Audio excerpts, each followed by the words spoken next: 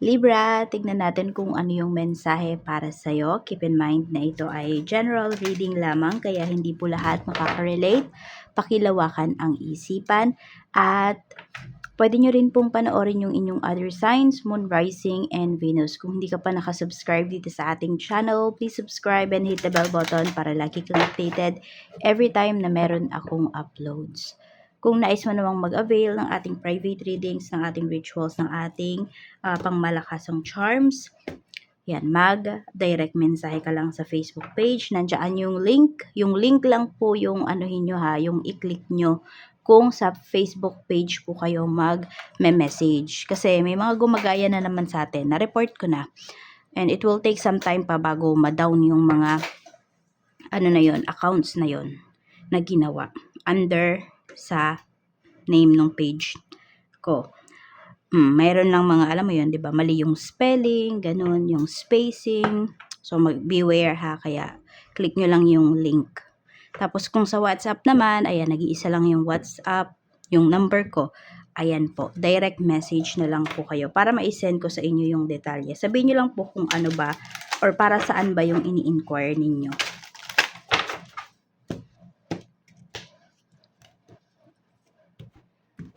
Libra, Sun, Moon, Rising, and Venus. You have support, travel, and we have children. Tingnan natin kung saan-saan tong aspect ng life mo. So, marami naman din po dito. Pwedeng, ayan, nagtatrabaho kayo sa malayo. Meron din dito sa ibang bansa para masuportahan po ninyo yung inyong mga anak. Meron naman, baliktad na yung nangyayari ngayon. Pwedeng yung mga anak mo or meron ka ditong anak na meron ng asawa at nakabase sila sa ibang lugar, sa ibang bansa. So, ikaw na yung pinapapunta nila, yan. 'Di ba? Pwedeng sagot nila yung travel mo. Sila yung bahala sa lahat. So, meron dito bumabawi. Pwedeng may magpo-for good din. So, meron na talaga kayong ipon, meron na kayo Libra na, ayan, na plano para pag-uwi po ninyo. Kasi meron din na ayaw nyo nang iwan yung inyong mga anak. So, tignan natin kung ano-ano yung mga, ano-anong aspect yun ng life mo, ano-ano yung mensahe pa para sa'yo. Libra, Sun, Moon, Rising, and Venus. Tignan natin tong support. We have the Hanged Man. Meron tayo ditong the Hermit. Okay, so meron din dito, no? Pwedeng matagal nyo nang sinusuportahan, ayan, yung family ninyo. I mean, kung meron na kayong pamilya, so this is your extended family, nanay mo, tatay mo, mga kapatid mo. Pero more on elder kasi yung pinapakita rito. So, pwede po na matagal mo na talagang sinusuportahan yung parents mo. Could be your mom or your dad. Ayan. So, marami ka na ding sacrifices para sa kanila. Yes, some of you, Libra, pwedeng meron kayong sinasacrifice or pwedeng ano ba, ayan, sabihin natin, meron kayong sinacrifice na ano ba, basta para sa anak po ninyo or para sa mga anak ninyo. Hindi naman siya laging nangyayari, pero ayun, may mga sacrifices ka na rin talaga rito.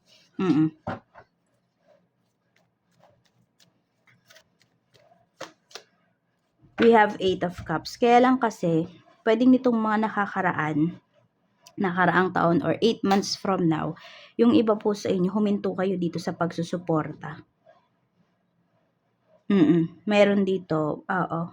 Pwede nga kasi yung iba dahil magpo-for good na kayo.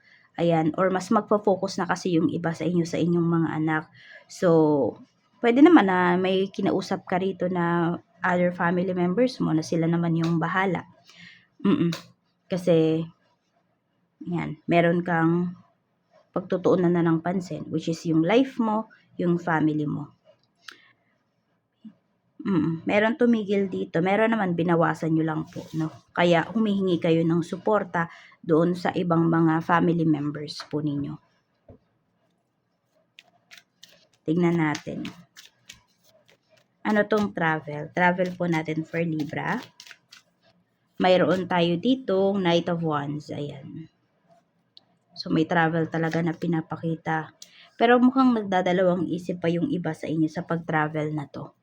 Hindi pa kayo nakakapag-decide or tinitignan mo ano ba yung pros, ano yung cons nung gagawin mo na pag-travel.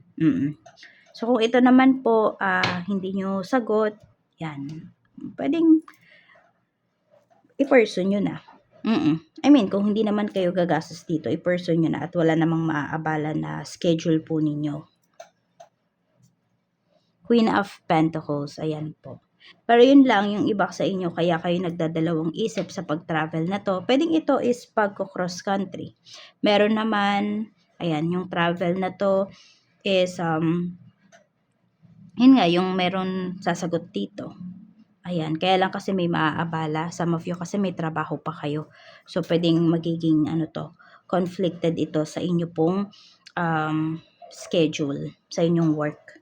Kaya nagdadalawang isip pa. Titignan mo, worth it ba na, sabihin natin, worth it ba na umabsent? Worth it ba na yung leave mo, 'di ba? Kuhanin yung leave mo para dito.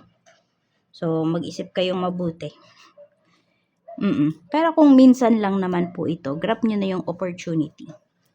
Kasi nakikita ko rin dito, kung sino man yung magyayaya na to sa'yo, is matatampuhin. So, kapag hindi ka umuo, pwedeng hindi na maulit. Children, we have the Emperor. So, yun nga po, no? Sabi ko nga sa inyo, marami dito mag-spend talaga kayo ng time para sa family po ninyo. Yan. Talagang babawi po kayo. More on pagbawi yung pinapakita kasi dito. So, dahil nga, diba, yung support ninyo, sabihin natin, hindi naging 100% sa kanila before kasi meron kang mga tinutulungan, yung ganyan. And may mga nasa-sacrifice ka pa talaga na dapat sa mga anak mo, yung ganyan. Or sabihin natin, yung iba naman po sa inyo, you are healing your inner child.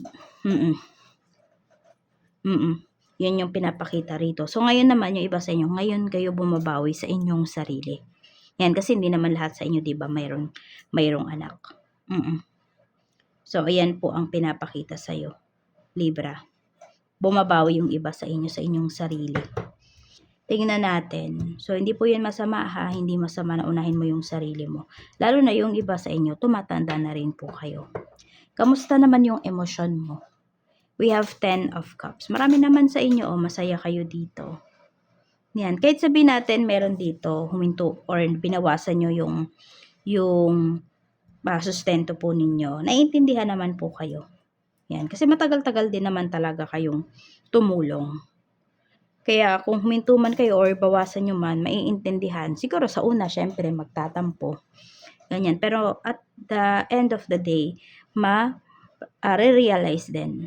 No? At matatanggap din po. Kaya ayan, magiging happy heart naman po kayo dito. And marami din sa inyo fulfilled po kayo sa inyong mga ginawa. Kahit sabihin natin may magtampo pa, basta alam mo kasi sa sarili mo na nakatulong ka, alam mo sa sarili mo na enough naman na yung naitulong mo kasi, yun nga, 'di ba? Meron din namang iba pang nangangailangan sa iyo. So, wala kang regrets dito. Walang regrets sa puso mo pagdating sa usaping pagtulong. We have the Magician. Ito naman yung iyong isipan. So, ayan po. May mga gusto ba kayong i-manifest ngayon? Gustong i-wish? Gawin nyo na po. Or kung meron kayong gustong gawin, ayan din. So, pag-isipan nyo lang, more on time management yung nakikita ko rito. So, yung iba, parang bago kayo matulog, iniisip nyo yung mga dapat nyong gawin. Mahirapan kayong makatulog niyan. So, gawin mo siguro mga pagkatapos mong kumain, tsaka mo isipin kung ano ba yung mga dapat mong gawin kinabukasan. Kasi ito, medyo parang nararush yung iba sa inyo. I mean, kaya nyo naman talagang gawin yan. Kaya lang yun, i-manage nyo yung time ninyo. Kasi meron dito hindi kayo nakakatulog, kakaisip ng inyong mga gagawin the next day. And very, napaka highly intuitive ninyo ngayon. Kaya ito, napanood nyo to ngayon, mag-wish po kayo or mag-manifest po kayo. Depende sa inyo kung paano ba kayo nagma-manifest. Bago ba kayo matulog, through meditation, or sa papel, ayan, or doon sa tubig. Ayan po, it's up to you. spiritual health mo naman, we have King of Cups. So, ayan po, yung spiritual health, okay na okay din po. Happy naman kayo doon sa mga beliefs po ninyo. Mataas din yung faith mo. Tignan natin. Pagdating naman sa energy ng mga taong makakasalumuha mo, we have Four of Wands. May mga tao kang makakasalumuha ngayon na very stable yung kanilang life, yung kanilang emotions. Tapos nakikita ko rin dito marami family-oriented na mga makakasalumuha mo. Pwedeng ang lagi nilang bukang bibig is yung family nila o yung mga anak, ganyan, asawa. Very confident din. Tignan natin. Pagdating naman sa blessings na pwede mong ma-receive.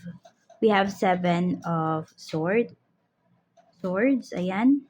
We have Page of Cups. So, nakikita ko dito din pala, Libra, no? Yung iba sa inyo, blessing to para sa inyo eh. Mas nagbibiro kayo. Okay? Mas natutupad po yung mga sinasabi ninyo. Yung mga desires ninyo. So, wag daw kayo masyadong seryoso. Ayan nga, ibinibigay talaga sa inyo mas mabilis. Yan. Tapos, isa pang blessing para sa'yo is yung nakikip mo yung mga plans mo. Napaka-importante kasi niyan. Diba sabi nga is, privacy is power. Yan. So, mas nagiging powerful ka once na tahimik ka lang. Once na hindi mo sinasabi towards other people yung mga goals mo. Mas mabilis siyang, mas mabilis mo siyang nakukuha. May offer din na pinapakita sa'yo dito. Parang hinahabol-habol ka kasi nito. So, pwedeng may mga opportunities na dati na inayawan mo, na ngayon, ayan, babalik po.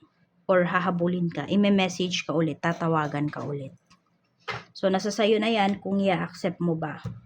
Depende po sa inyong sitwasyon.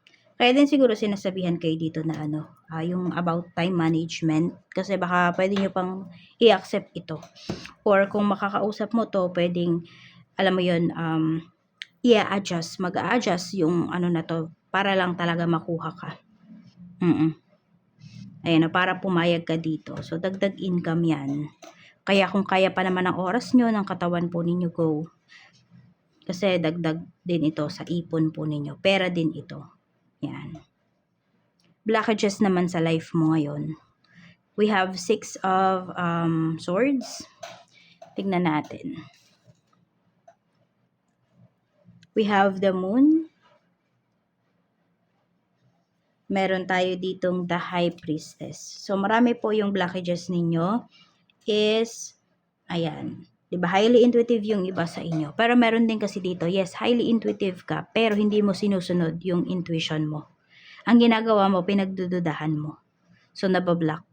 Unti-unti, bumababa yung frequency mo because of that. May mga agam-agam ka kasi dito. So, balance mo yung root chakra. Or kung kaya mo, lahat ng chakras mo, i-balance mo yan. Kasi nabablock siya. Block yung mga, ayan, hindi lang yung root chakra mo, block yung mga chakras mo. Yan, basta pag magsisimula po kayo mag-balance ng inyong chakras, wag sa taas yung simula, ha? Wag sa crown chakra, kundi sa root chakra. Root chakra pataas. Ganun po. Tapos meron din kasi dito, ito pa yung blockages, nakikinig kayo sa sinasabi ng ibang tao. Sabihin natin, meron kayong mga hindi ginagawa kasi naiisip mo, parang ito yun yung pros and cons, ito yun So, dapat malayo na yung na-reach mo. Pero dahil nakikinig ka towards other people, mai-stuck ka sa sitwasyon na mayroon ka. Kasi iniisip mo agad ano kaya yung sasabihin nila kapag pinili ko yung ganitong desisyon or kapag pinili ko si ganito. Kapag pinili mo si ganito, okay, pwedeng mas magiging masaya ka, mas magiging komportable yung buhay mo. Pero, malayo yung age gap ninyo. Hindi siya mayaman pero masipag siya. Ano kaya yung sasabihin nila? Baka hindi nila tanggapin. Baka kung ano-ano yung sabihin nila. Ganito, ganyan. So, tigilan nyo po yon at pigilan nyo rin na makinig towards other people na ginajudge lang naman yung mga choices po ninyo. Yan. So, kailangan daw dito maging matalino po kayo. Okay? So, i-filter po ninyo yung mga, yung mga bagay na unnecessary naman sa life ninyo or yung mga sabi-sabi ba. Okay? Yung mga opinion ng ibang tao na hindi nyo naman kailangan, wag nyo na pong pakinggan yan.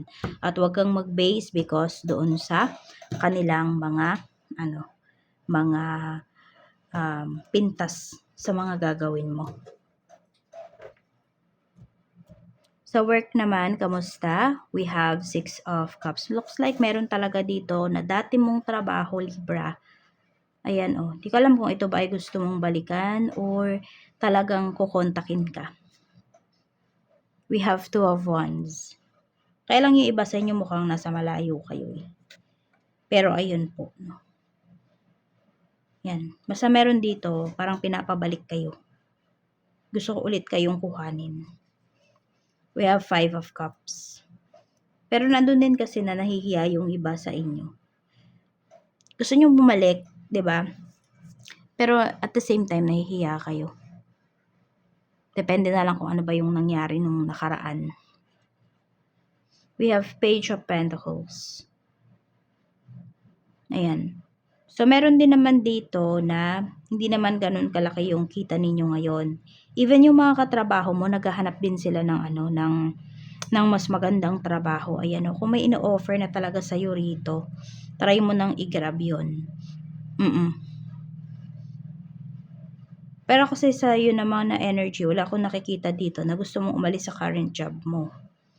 So, yun nga, sabi ko nga, diba, pwedeng sila yung mag-adjust sa time mo. Kaya, kung kaya mo naman, go mo. Kasi ito, sila yung mga katrabaho mo, naghahanap pa sila. Meron din dito, pwedeng magte-training pa, ganyan, kukuha pa ng ganitong certificate, para lang alam mo yun, para mas madagdagan yung kanilang income, makahanap ng side hustles, pero ikaw dito kasi pinapakita, ino-offer na sa'yo. More on, ikaw na lang, di ko alam kung ma-pride ka ba, or ano ba, ang dami mong iniisip. Which is, kayang-kaya mo naman talagang gawin, Ito yung mind mo, napakaganda. Baka yan na yung mga pinagdasal mo, yan na yung mga minanifest mo ng mga nakakaraang mga buwan. Binibigay na sa'yo, pero ayan na naman, hindi ka na naman sigurado. Sa business naman, kung may business ka po, we have Wheel of Fortune. Maganda yung energy ng business mo ngayon. Umaayon po sa'yo lahat. Umaayon sa negosyo mo lahat. Yan. So, kung may pamimilian yung mga clients mo o yung mga bibili dyan, ayan po, mas pipiliin po yung inyong negosyo. Sabihin natin, magkakatabi kayo ng mga stall or ng mga shops. Sa inyo po, mas bibili, mas pipiliin kayo, ganyan. We have Page of Swords. So, pinapakita lang din dito or sinasabi lang din sa'yo, Libra, na mag-ano ka din, tignan mo rin yung kilos or yung galaw nung mga mo dyan, sa paligid mo, nung mga katulad mo ng negosyo. So, may matututunan ka din sa kanila ng mga strategies somehow. Yan. So, be observer daw dito. We have Queen of Swords. Medyo matataray yung mga mo ngayon yung mga clients mo. Oo. Meron din dito mainipin. So, kailangan bilis-bilisan po yung kilos. Parang ito kasi, madami kasi nanay, ganyan.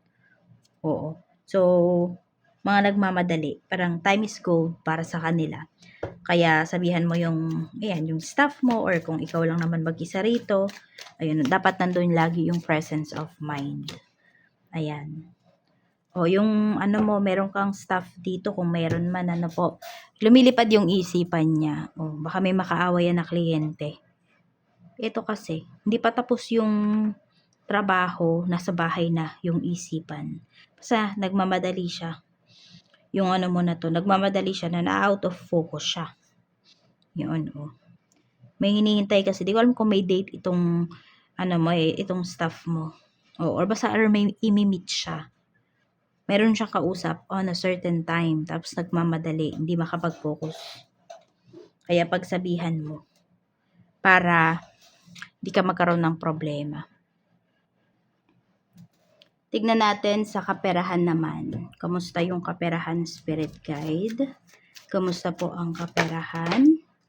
Okay, mayroon tayo ditong the Chariot. So, this is a success naman. Ayan. Wait lang. May travel talaga na pinapakita sa'yo dito. And magiging maganda yung result ng travel na to. Para sa'yo. Kaya ituloy mo na yan, Libra, kung ano man yung travel na yan, kahit saan ka man pupunta, tuloy mo na yan. Maganda yung pinapakita sa'yo dito. May new experiences. Tapos yung iba naman po sa inyo, pwedeng hindi naman kayo gagastos kasi nga pwedeng mayroong mantitreat po sa inyo. Kikita pa kayo dyan. Tuloy nyo na daw, pinapasabi sa inyo dito ni Universe. Yung travel nyo na yan. Basta wag kayo daw magdalawang isip. Tignan naman natin sa love life mo, kamusta? I'm open to receive any messages, please. Spirit Guide, kamusta naman po ang love life ni Libra, Sun, Moon, Rising, and Venus? We have planning. We have popped up. So, kung may hinihintay ka rito na kunwari mag-message sa'yo, expect the unexpected. Kasi mas lalo mong iniisip yung tao na yon, mas lalong nabablock yung gusto niyang gawin. Mas lalo siyang kinakabahan. We have spotlight. Ayan. So, yun din. Parang mas lalong hinahabol mo yung tao na to. Naghihintay ka sa tao na to. Mas lalo kanyang ita-taken for granted. Yun yung pinapakita. So, kahit sino man yung kadil mo rito, ayun. Ano ka lang, focus mo muna yung sarili mo sa ibang bagay. Kasi, yung tao na to, ang gagawin niya kasi nakikita ko dito, paghahabulin ka niya. Oo. Hindi pa to, sabi natin, hindi hinto yung tao na to just to please you. Yun yung pinapakita. Tignan natin. Ano kasi ang nakikita ko dito, hindi kanya kayang bigyan ng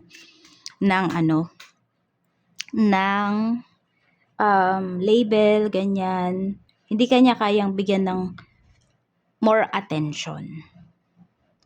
Oo.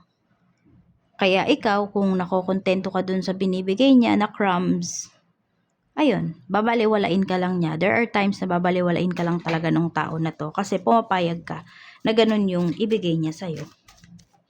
Tignan natin, ano ba yung issues dito. Ayan, mailap pa yung tao na to. Hindi pa talaga siya ready. Ang mararamdaman mo lang din dito, mapapagod ka. Pero pwedeng hindi ka sumuko dito sa connection na ito. Pero iba naman sa inyo, dahil nakaramdam kayo ng pagod, na-realize ninyo na mas mahalaga pala yung peace of mind mo. So, pwedeng, ayun, hayaan mo na lang talaga yung tao na to. Bahala siya kung ano yung gagawin niya at bahala ka din kung ano yung gusto mong gawin. Kumbaga ba parang magkanya-kanya kayo, ganyan. Tignan natin, ano ba yung nafe-feel niya sa'yo ngayon? Masaya siya. Masaya naman siya kapag nakakasama ka niya, ganyan. Kaya nga mag-iingat ka din. Kasi, pwedeng kinukuha meron dito vampire, energy vampire, psychic vampire yung kadil po ninyo. So, ang nangyayari, kaya kinakausap ka ng tao na to, na kaya, 'di ba, yung on and off kunwari yung inyong communication, kaya to bumabalik-balik sa hindi lang dahil sa tinatanggap mo siya, kung hindi dahil kapag nakakausap ka niya, kapag nakita ka niya, sobrang gumagaan yung pakiramdam niya. Pero ikaw naman yung nawawalan ng energy. Sa'yo naman, dumarating yung mga problema. Napapansin mo ba yon? Kapag ganun, ayun, ito yung kadil mo. Kaya kanya pinupuntahan or kaya siya bumabalik-balik sa'yo dahil doon. May nakukuha siya sa'yo. Hindi man yan monetary. Kung hindi, yung maganda mong energy. Or sabihin natin kung naniniwala kayo sa swerte, yung swerte mo. Nakukuha ng tao na to, na-absorb niya. Hindi man siguro lahat, pero dapat, kunwari sabihin natin, 100% or 90% dapat sa'yo ang nangyayari. Diba? 10% na lang yung natitira sa'yo. Ganyan. Ayan, may other choices din siya. So, hindi mapakali yung tao na to sa'yo or sa connection po ninyo. It's better na lang daw na mag-focus ka sa sarili mo, mag-heal ka. Kasi pwedeng may makilala ka pa dito na iti-treat ka talaga ng mas maayos. At, hindi yung, alam mo, hindi ka iti-taken for granted. Oo. So, tignan naman natin ano yung spiritual gifts na pwede mong pag-aralan, i-pursue. Throwing bones. Sabi dito, you're being called to explore bone casting to commune with the spirits of the elder and ancestors for messages of healing and wisdom. So, yung throwing bones, kung interesado kayo, ayan po ang gawin ninyo. I-search nyo na lang kung paano ba to gawin. Oo, kasi kayo yung mas makakakonect dito, Libra. Oo. Yan. So, pag-aralan nyo kung paano ba to. Ground nyo muna yung sarili nyo, ha. Kasi hindi ko din alam kung anong klaseng bones ba yung gagamitin. Anong bones? Kanino? So, ayun. Yan lang po yung mensahe para sa'yo. Maraming salamat. Mag-iingat ka. More blessings to come and see you again on my next video.